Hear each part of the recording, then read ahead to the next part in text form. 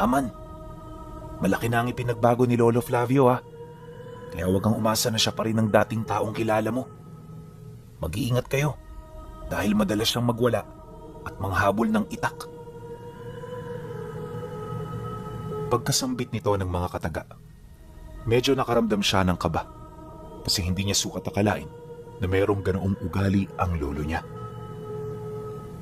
Sa pagkakakilala niya kasi rito, mahinahon yun kagaya ng kanyang ama. Mapagbiro rin ito sa mga taong kalapit nito at madalas makikita mo yung nakangiti sa kabila ng problemang araw-araw nitong kinakaharap. Dahil sa kanyang mga nalaman, medyo hindi siya kaagad naniwala. Sa isip-isip niya, walang ideya ang pinsan niya sa mga bagay na sinasabi nito sa kanya. Kaya naman bago pa sila magkaroon ng argumento, pinili na lamang niyang manahimik at magpatuloy sa paglalakad hanggang sa makalapit na siya sa pinto. Pagkatok niya ng 3 beses, agad naman yung binuksan ng lolo niya na kanina pa palang nakikinig sa mga pinag-uusapan nila. Pagsilay nito sa kanya, bahagya naman yung napangiti kasabay ng pag-uwi ka nito ng, "Masaya akong makita kang muli, Apo. Pagpasensyahan mo na yung pinsan mo. Alam mo kasi, magmula noong nawala ang iyong ama, hindi na naging maganda ang namamagitan dito sa amin. Yung mga sinasabi nila, isa yung malaking kalokohan. Kaya kung pwede, huwag mo na lang silang isipin at paniwalaan." Nang marinig niya ang sinabi nito, napatangulang naman siya habang nakatingin sa mga mata ng lolo niya. Maya-maya pa, nang mapagtanto nito na wala na siyang sasabihin, agad naman yung tumayo malapit sa gilid ng pinto, senyales na pinapapasok na sila nito sa loob ng bahay. Nang mapagtanto naman nila ito, agad nilang hinila ang mga dala nilang gamit hanggang sa tuluyan na sila roong nakapasok. Matapos nun, bahagya muna silang nagpahinga bago isa-isang iligpit sa silid ang mga gamit. At habang ginagawa nila ito, nagpatuloy ang pangungumusta ng matanda. Tinanong din ito ang sitwasyon sa bahay nila upang malaman ang kasalukuyan doong nangyayari.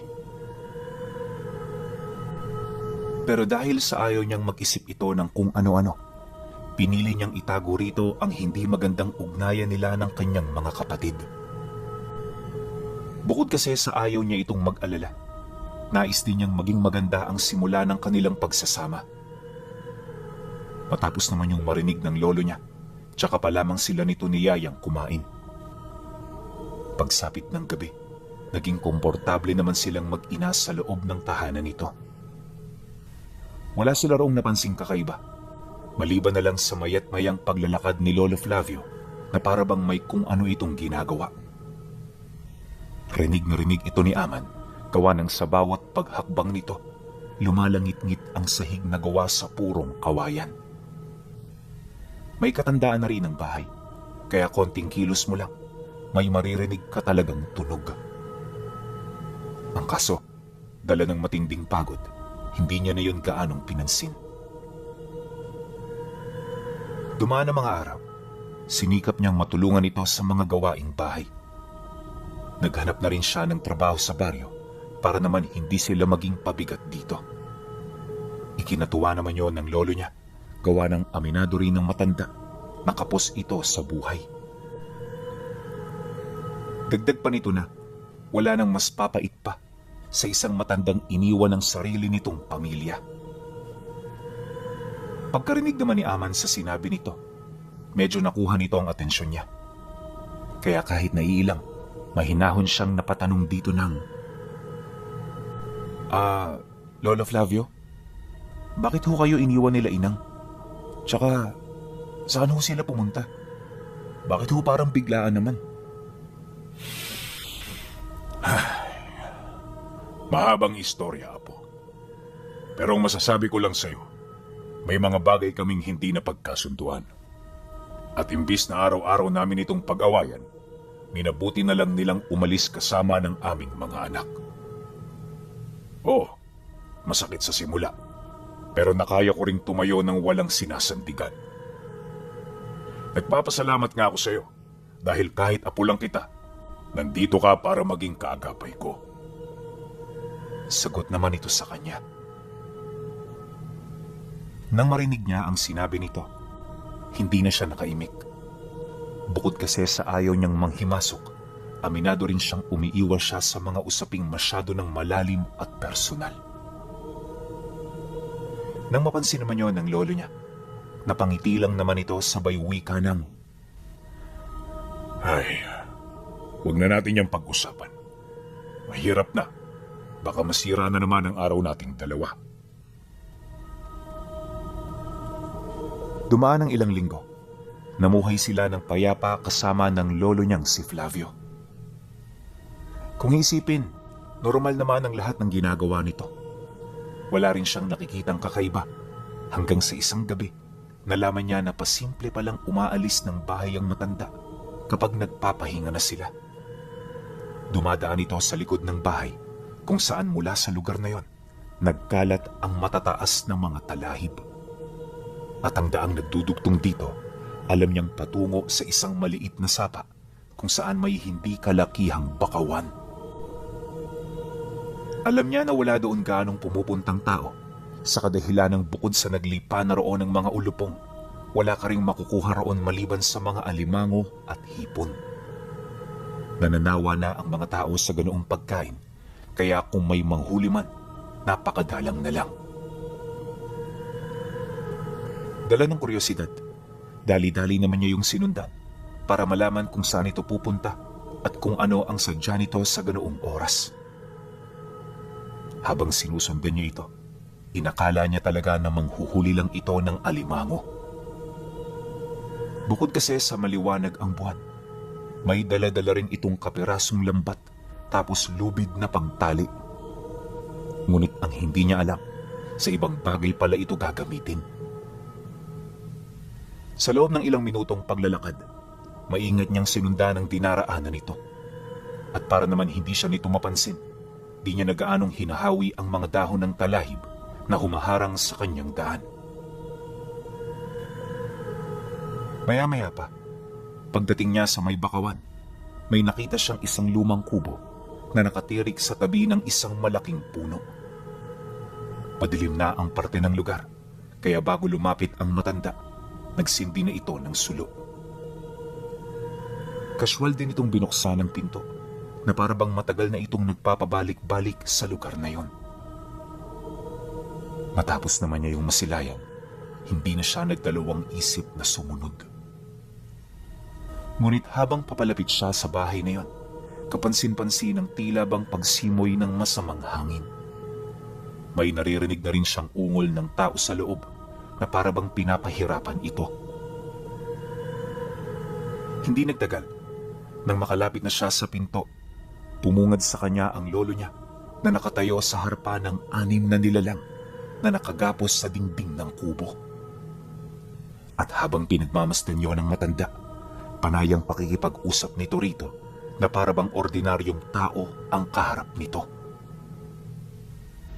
Nang masipat naman niya ng tuluyan ang mga nilalang, bigla siyang napapasok sa loob ng kubo habang gulat na gulat yung pinagmamasdan.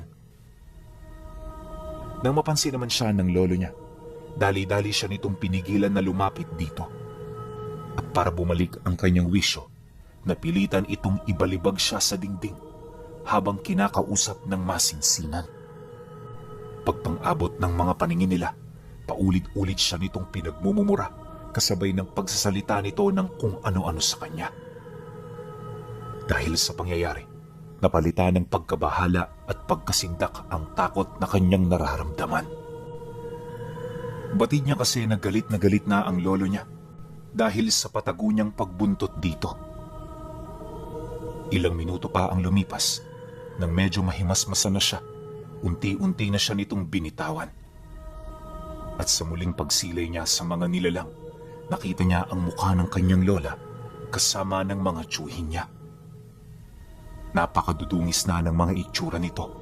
Tapos kapansin-pansin ang kabangisan sa kanilang mukha dahil sa mga nanlilisik nilang mga mata.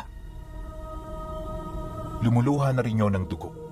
Tapos ang nakakabahala sa lahat, umaangil ang mga ito na parabang mga hayop. Paulit-ulit din siya nitong sinusubukan na sunggaban na animoy gustong-gusto siya nitong patayin. Matapos naman niyang maranasan ang lahat ng iyon, napansin niya na nakatago na pala siya sa likod ng lolo niya. Paghawi niya ng damit nito, agad siya nitong inalalayan papalabas upang mailayo sa kanyang mga nakikita. At nang maisarado na nito ang pinto ng kubo, dito na siya nito kinausap ng masinsinan. Pasensya ka na, Apo. Hindi ko gustong maglihim sa inyo. Pero wala akong magagawa. Hindi lahat ng tao makakaunawa sa kalagayan ng pamilya ko. Kaya hindi ko ito ipinagsasabi sa kung kani-kanino. At ngayong nalaman mo na ang tungkol sa kanila, mukhang kailangan ko na rin yatang magsalita. Bungad na wika nito sa kanya. Ayon kay Lolo Flavio, nagsimula ang lahat ng iyon nung naging madalas ang pagbisita ng kakambal nito sa kanilang pamamahay. Noon pa man, hindi na sila magkasundo ng kakambal niya, kaya hanggat maaari umiiwas talaga siya. Pero sa mga pagkakataong yun, parang may kakaibang pakay ito sa kanila. Nararamdaman yon ng lolo niya, kaya kapag dumarating ito, palagi ditong nakamasid ang kanyang mga mata. Kaso lang, hindi sa lahat ng oras nababantayan niya ang kakambal niya.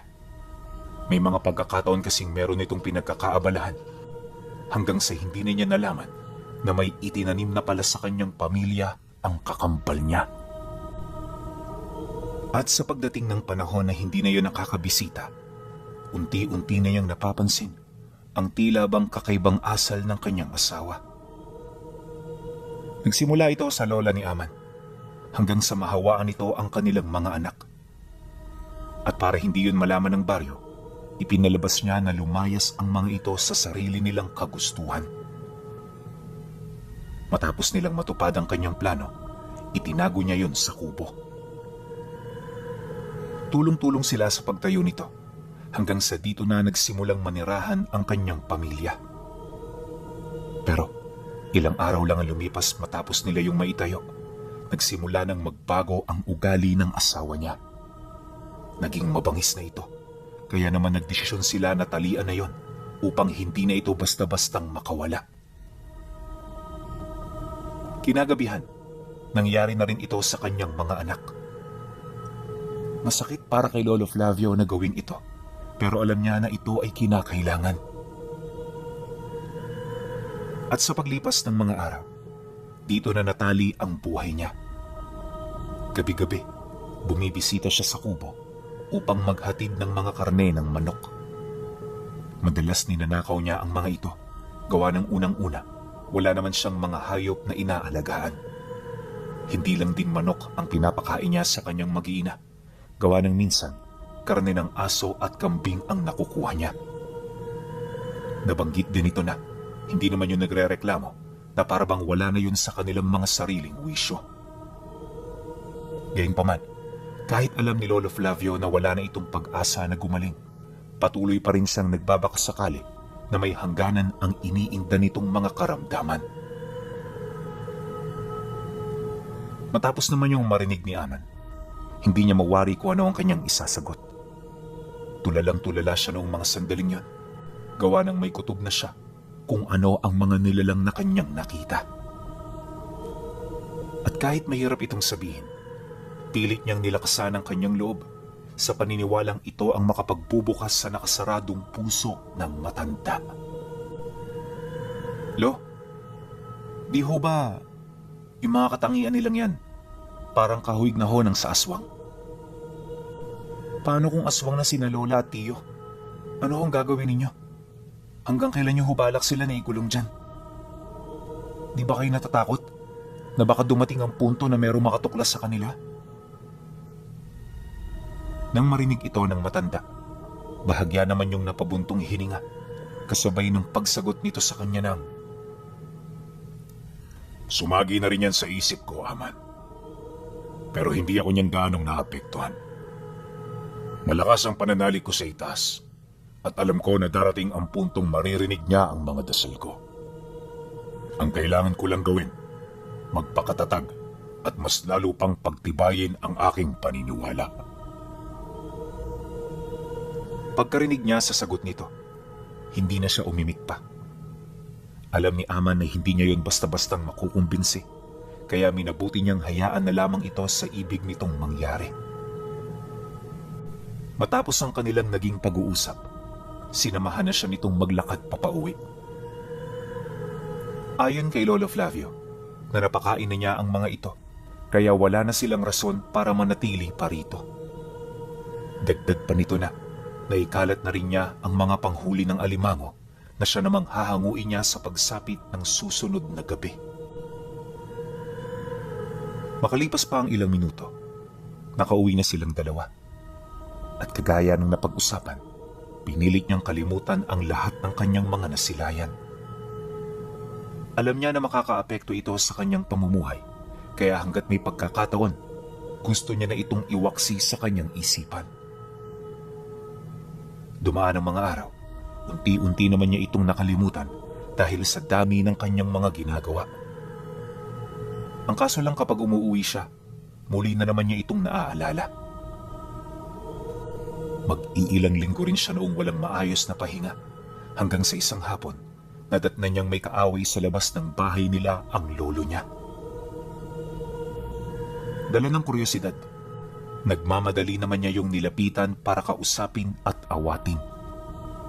Ang kaso lang, nang makalapit na siya sa matanda, nakita niya na ang kaaway pala nito ay ang kakambal nito. Siyempre dahil sa mga nangyari, naunawaan niya kung bakit galit na galit doon ang lolo niya. Halos di na nga ito magpaawat, pero dahil sa dami nila, wala rin yung nagawa. Nang may distansya na nila ito, doon pa lamang nagsimulang magsalita ang kakambal nito. Ayon sa matanda, wala naman yung pakay sa kanila kundi ang bumisita. Nabalitaan kasi nito na lumipat sa kanyang tahanan ng apo niya at ang asawa ng namayapa nitong anak.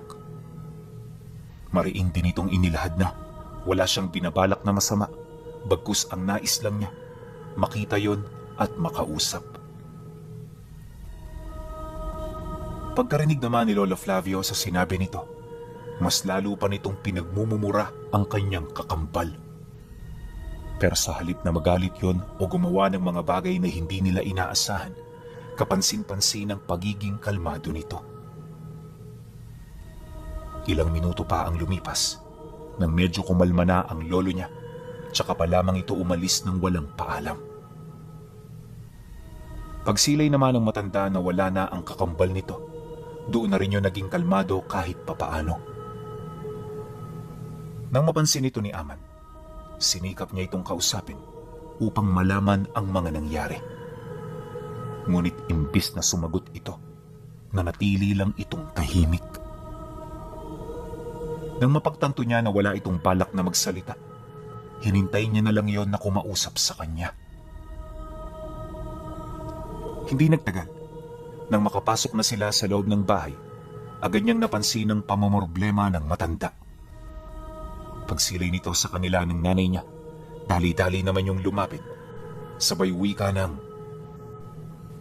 "Kailangan nyo nang umalis dito. Aman, iligpit mo na ang mga gamit ninyo.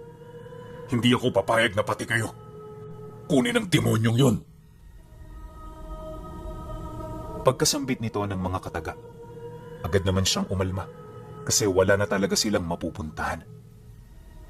Ayaw na ayaw nilang bumalik sa kanilang tahanan at ayaw din nilang manuluyan sa mga kadugo nilang alam niya na hindi maganda ang pakikitungo sa kanila. Kaya naman kahit ipinagtatabuyan na, pilit siya ritong nakiusap. Ngunit sa kabila ng mga pagmamakaawa, hindi siya nito pinagbigyan. At bilang pagpapakita ng awa ni Lolo Flavio sa kanila, binigyan sila nito ng 3 araw para makapaghanap ng bagong malilipatan. Nang marinig naman niya ang sinabi nito, hindi na siya nagreklamo. Sa isip-isip niya, mahaba ang 3 araw, kaya makakapaghanda siya. Posible ring mapabago niya ang isip ng lolo niya, kaya hanggat naroon sila, hindi siya nawawala ng pag-asa.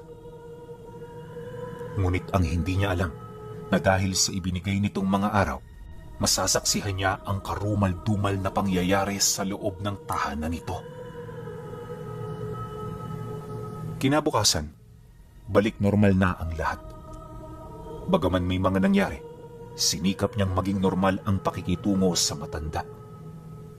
Hindi na rin siya nagsalita ng kahit na ano upang hindi ito pagmula ng gulo. Ang kaso, pag uwi niya kinahapunan, nadatnan niya si Lolo Flavio na nasa loob ng bahay nila. Nakabukas ang pinto noon, kaya malayo pa lang nakikita niya na ito. Akala niya wala yung kasama, pero pagpasok niya, bumungad sa kanya ang kakambal nito na panayang titig sa nanay niya. Hindi niya mawari kung ano ang ibig ng taong yon, pero base sa ginagawa nito, mukhang may binabalak itong hindi kaaya-aya. Kapansin-pansin din ang pabuka-buka ng labi nito kahit wala yung kausap. Matapos naman niya yung masilayan, agad niya itong ipinagbigay alam sa lolo niya. Ngunit sa halip na sumagot ito, tulala lang itong nakatingin sa kung saan na parabang malalim ang iniisip nito. Maya-maya pa, nang akmang kikilos na siya para ilayo roon ang nanay niya, bigla itong nagsalita. Huwag ka nang magmatigas, Apo. Nahuli na tayo. Pasensya ka na. Hindi ko inaasahan ang pangyayaring ito. Pagkasambit nito ng mga kataga, di siya nagpatinag. At imbis na panghinaan, pinili niyang kalad ka rin papalabas ang nanay niya upang subukan itong iligtas. Ngunit di pa man niya yun nahahawakan, bigla na lamang itong sumuka ng itim na likido. Ganon din ang nangyari sa kanyang lolo hanggang sa paunti-unti naligo na ito sa likidong isinusuka nila. Pagbaling naman ang tingin ng kakambal nito sa kanya, bigla nitong sinarado ang pinto at mga bintana gamit lamang ang kanyang isipan. Nang masipat yun ni Aman, agad siyang lumapit dito para puwersahan itong buksan. Ang kaso, masyadong mahigpit ang mga trangka, kaya bandang huli, wala na rin siyang nagawa. Ilang minuto pa ang lumipas, dahan-dahan ang binalot ng kadiliman ang buong paligid. Sinasabayan ito ng kakaibang tunog na parabang sumasabay sa hangin. Hindi niya mawari kung ano ito, pero sa oras na pumapasok yun sa tenga niya, nagbibigay ito ng katakot-takot na sensasyon sa katawan niya. Kaya kahit nanghihina, pilit niyang binuksan ang pinto hanggang sa may makarinig ditong tao na napadaan lang. Malakas kasi ang kalabog sa labas, kaya rinig na rinig ito ng mga taong malapit sa bahay. Paglapit naman ng taong yon, sapilitan itong binuksan ang pinto hanggang sa magawa na siya nitong mahugot papalabas. At nung nakatakas na siya, hindi niya na ito kinausap pa. Basta ang ginawa niya, tumakbo ng mabilis papalayo sa bahay nila. Nung mapansin naman yon ng lalaki, hindi nito maiwasang magtaka at tumawag pa sa kanya.